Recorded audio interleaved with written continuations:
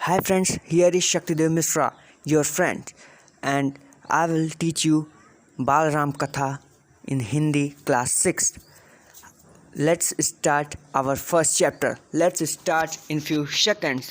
ये अगर आपने हमारे चैनल को अभी तक सब्सक्राइब नहीं किया तो जल्दी से सब्सक्राइब बटन दबा के सब्सक्राइब करें और वीडियो को लाइक ज़रूर करें और बेल आइकन को प्रेस करना ना भूलें। Thank you. तो अब हम शुरू करते हैं। पहला टॉपिक, अवधपुरी में राम। यह कथा अवध की है, यानी अयोध्या, और बहुत पुरानी है। अवध में सरयू नदी के किनारे एक अति सुंदर नगर था, अयोध्या। अवध का एक और अवध जो राज्य था, राज्य का नाम एक और था कौशल राज्य।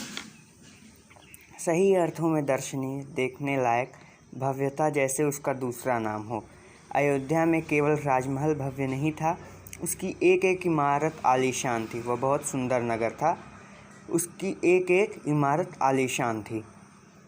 आम लोगों के घर भव्य थे, सड़कें चौड़ी थी, सुंदर बाग बगीचे, पानी से लबालब भरे सरोवर, खेतों में लहराती हरियाली, हवा में हिलती फसलें सरयू की लहरों के साथ खेलती थीं। अयोध्या हर तरह से संपन्न नगरी थी। संपन्नता कोने अंतरे तक बिखरी हुई, सभी सुखी। वहाँ के सभी लोग सुखी थे, कोई भी दुखी नहीं रहता था। वहाँ बहुत संपन्न नगरी थी अयोध्या। अयोध्या नगरी इतना सुंदर था, आप जाएंगे अगर कभी अयोध्या तो देखिएगा कितना सुंदर नगर है। अभी भी बहुत सुंदर है। वहाँ तरह तरह के सुंदर सुंदर मंदिर हैं और कई हनुमान जी का मंदिर है, फिर और कई तरह के मंदिर हैं। आप जाइएगा, देखिएगा। दुख और विपन्नता को अयोध्या का पता नहीं मालूम था, या उन्हें नगर की सीमा में प्रवेश की अनुमति नहीं थी। पूरा नगर विलक्षण था, अद्भुत और मनोरम। उसे ऐसा होना ही था। वह कौशल राज्य की राजधानी थी। जैसा कि मैंने आपको बताया, वह कौशल राज्य था, उसकी राजधानी थी अयोध्या। राजा दशरथ वहीं रहते थे, यानी अयोध्या में। उनके राज में दुख का भला क्या काम। राजा दशरथ कुशल योद्धा और न्यायप्रिय शासक थे। वह सबको न्याय देते थे। महाराज अज के पुत्र थे। दशरथ के पिता का क्या नाम था? महाराज अज। महाराज रघु के वंशज, और सबसे पहले तो इनके राज्य में इनके सबसे पहले वंश यानी कि जो राज्य करना शुरू किया था, उनका नाम था इक्ष्वाकु। बीच में महाराज रघु के वंशज इसलिए इन्हें कहा जाता है। इक्ष्वाकु के वंशज भी कहा जाता है, लेकिन रघु के वंशज इसलिए कहा जाता है क्योंकि रघु बहुत प्रतापी थे, युद्ध के बहुत कुशल योद्धा थे, और तरह तरह के बहुत से गुण उनमें थे। इसी कारण, उनके गुणों के कारण उन्हें रघु के वंशज कहा जाता है। उनके वंशजों को रघु उन्हीं के नाम से जाना जाता है। रघुकुल के उत्तराधिकारी। रघुकुल की रीति नीति का प्रभाव हर जगह दिखाई देता था। सुख समृद्धि से लेकर बात व्यवहार तक लोग मर्यादाओं का पालन करते थे, सदाचारी थे। पवित्रता और शांति हर जगह थी, नगर में भी, लोगों के मन में भी। वहाँ के लोग भी बहुत साफ मन के थे, किसी से ना कोई द्वेष ना कुछ नहीं, एकदम शांत और अच्छे लोग थे वहाँ के लोग भी। राजा दशरथ यशस्वी थे, उन्हें किसी चीज़ की कमी नहीं थी। यशस्वी जिनका खूब यश हो। राज सुख था, कमी होने का प्रश्न ही नहीं था। लेकिन उन्हें एक दुख था, छोटा सा दुख। वह दुख क्या था? मन के एक कोने में छिपा हुआ, वह रह रहकर उभर आता था, उन्हें सालता रहता था। उनकी कोई संतान नहीं थी, उनकी कोई पुत्र नहीं थे, यानी पुत्री, कोई भी संतान नहीं थी। आयु लगातार बढ़ती जा रही थी। उनकी 3 रानियाँ थीं। उनकी शादी 3 लोगों से हुई थी, कौशल्या, सुमित्रा और कैकेयी। रानियों के मन में भी बस यही एक दुख था, संतान की कमी। जीवन सूना सूना लगता था। राजा दशरथ से रानियों की बातचीत प्रायः इसी विषय पर आकर रुक जाती थी। राजा दशरथ की चिंता बढ़ती जा रही थी, वो बहुत चिंतित रहते थे उसके लिए। बहुत सोच विचार कर महाराज दशरथ ने इस संबंध में वशिष्ठ मुनि से चर्चा की। वशिष्ठ मुनि उनके कुलगुरु थे, महाराज दशरथ के, उनके वंश में जितने भी हुए सबके कुलगुरु वशिष्ठ ही थे। उन्हें पूरी बात विस्तार से बताई। रघुकुल के अगले उत्तराधिकारी के बारे में अपनी चिंता बताई। मुनि वशिष्ठ राजा दशरथ की चिंता समझते थे। उन्होंने दशरथ को यज्ञ करने की सलाह दी, पुत्रेष्टि यज्ञ। महर्षि ने कहा, आप पुत्रेष्टि यज्ञ करें महाराज, आपकी इच्छा अवश्य पूरी होगी। यज्ञ महान तपस्वी ऋष्यशृंग एक ऋषि का नाम है, बहुत महान तपस्वी ऋषि थे कि देख रेख में हुआ। पूरा नगर उसकी तैयारियों में लगा हुआ था। यज्ञशाला सरयू नदी के किनारे बनाई गई।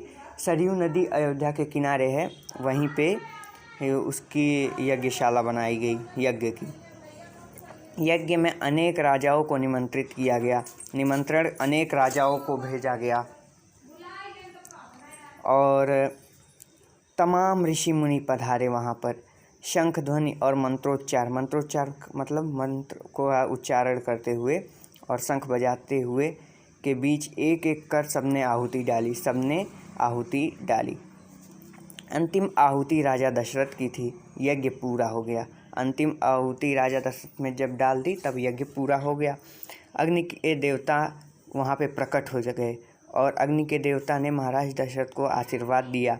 कुछ समय बाद दशरथ की इच्छा पूरी हुई। यहाँ पे एक कथा है तुलसीदास रामायण में जो कहा गया है, मैं आपको बता देता हूँ कि अग्नि के देवता ने महाराज दशरथ को जब प्रकट हुए तो उन्हें कुछ प्रसाद के रूप में दिया था और कहा था कि रानी कौशल्या को उसका जितना दिया हूँ मैं प्रसाद, उसका आधा भाग रानी कौशल्या को देना और आधे का आधा करके आधा कैकेयी को और आधा सुमित्रा को दे देना।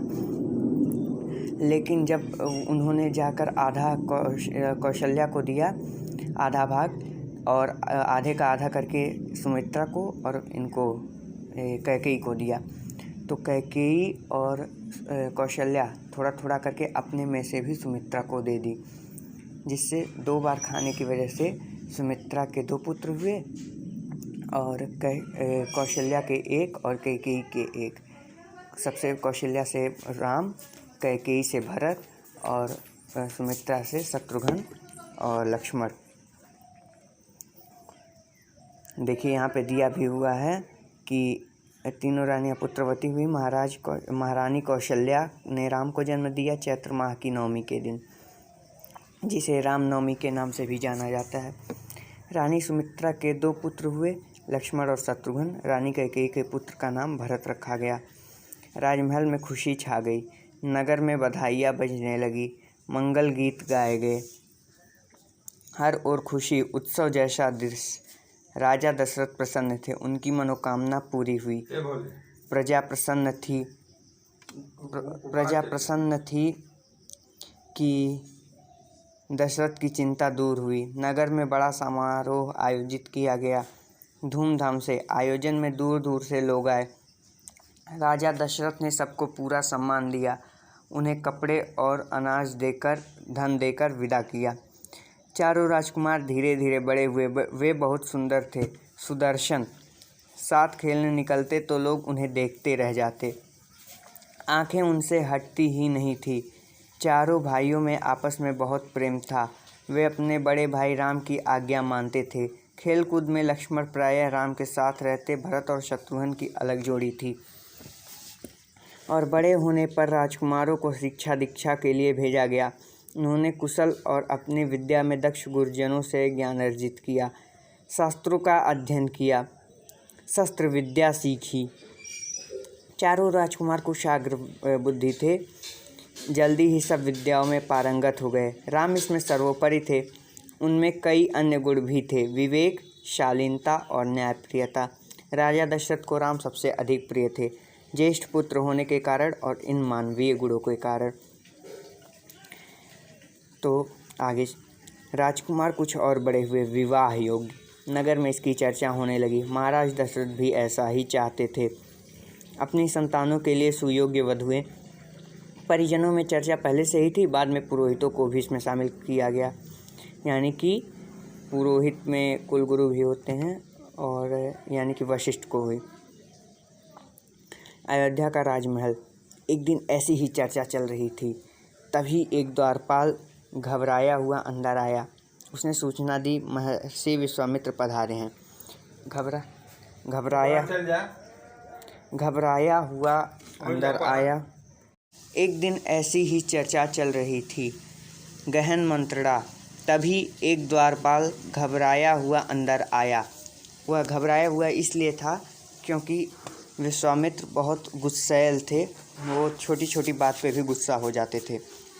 उसने सूचना दी कि महर्षि विश्वामित्र पधारे हैं। महाराज दशरथ तत्काल अपना आसन छोड़कर खड़े हो गए, द्वार की ओर बढ़े, महर्षि की अगवानी करने। उन्हें लेकर दरबार में आए। विश्वामित्र को ऊंचा आसन दिया गया। विश्वामित्र कभी स्वयं राजा थे, बहुत बड़े और बलशाली। बाद में अपना राजपाट छोड़ दिया, संन्यास ग्रहण कर लिया, जंगल चले गए। वहीं उन्होंने अपना आश्रम बनाया, उसे उन्होंने सिद्धाश्रम नाम दिया। अब एक कहानी है, उसे मैं आपको सुना देता हूँ कि विश्वामित्र क्यों वो राजा अपना राजपाट छोड़कर जंगल में आ गए थे। इसकी कहानी ये है कि एक बार विश्वामित्र मुनि वशिष्ठ के पास एक गाय थी जिसका नाम था कामधेनु। कामधेनु को जब विश्वामित्र ने देखा तो उसको वो चाहते थे कि वो अपने यहाँ ले जाएं, और राजा थे, उनके अंदर अहंकार भी था। वो सोचते थे कि जो भी मुझे पसंद आए वो मेरे पास ज़रूर हो। तो आए, वशिष्ठ से मांगने लगे, तो वशिष्ठ ने ना कर दिया। तो राजा ने कहा कि आप मेरी शक्ति को जानते नहीं हैं, मैं आप अपनी सेना लाकर आपसे ये लेकर जाऊंगा गाय। तो जब वो अपनी सेना लेकर आए तो कामधेनु जो गाय थी वो अब उसके आँखों से सैनिक निकलने लगे, और मतलब पूरे शरीर पूरे अंग से सैनिक निकलने लगे, और सब जाकर विश्वामित्र की सैनिक को पछाड़ दिया, भगा दिया। तो विश्वामित्र ने कहा वशिष्ठ से, अब मैं जा रहा हूँ और तपस्या करके खूब सारी शक्तियाँ अर्जित करके आऊँगा, तब इस गाय को मैं अपनी शक्तियों से लेकर जाऊँगा। जब तपस्या करने लगे, तपस्या करके जब भगवान का दर्शन प्राप्त हुआ उनको, तो उन्हें ज्ञान प्राप्त हुआ उस समय। तो अपने जो भी उन्होंने काम किया था उस पर पश्चाताप हुआ। अब उनको जब ज्ञान हो गया कि मैंने ये गलत किया, तो उन्हें पश्चाताप हुआ और आकर वशिष्ठ को से कहा कि अब मैं आपकी गाय को नहीं ले जाऊंगा, मैं बहुत बड़ा भूल कर रहा था, मुझे क्षमा कर दीजिए। अब मैं अपना राजपाट त्याग कर तपस्या करूंगा, जंगल जाकर वहीं तपस्या करूंगा। तब वहीं आश्रम बनाकर उसका नाम रखे सिद्धाश्रम। हाँ, तो अब आते हैं अपने टॉपिक पे। महर्षि के स्वागत सत्कार के बाद दशरथ ने कहा, महर्षि आज्ञा दें, मैं आपकी क्या सेवा कर सकता हूँ। आप अपने मन की बात कहिए, आपकी आज्ञा का पूरी तरह पालन होगा। राजन, मैं जो मांगने जा रहा हूँ उसे देना आपके लिए कठिन होगा, आप आज्ञा कीजिए। महर्षि, मैं उसे पूरा करने के लिए तत्पर हूँ, बिल्कुल नहीं हिचकूँगा। मैं सिद्धि के लिए एक यज्ञ कर रहा हूँ, अनुष्ठान लगभग पूरा हो गया है, लेकिन 2 राक्षस उसमें बाधा डाल रहे हैं। मैं जानता हूँ कि उन राक्षसों को केवल एक ही व्यक्ति मार सकता है, वह राम है। आप अपने ज्येष्ठ पुत्र को मुझे दे दें ताकि यज्ञ पूरा हो। विश्वामित्र ने यह बात कही थी।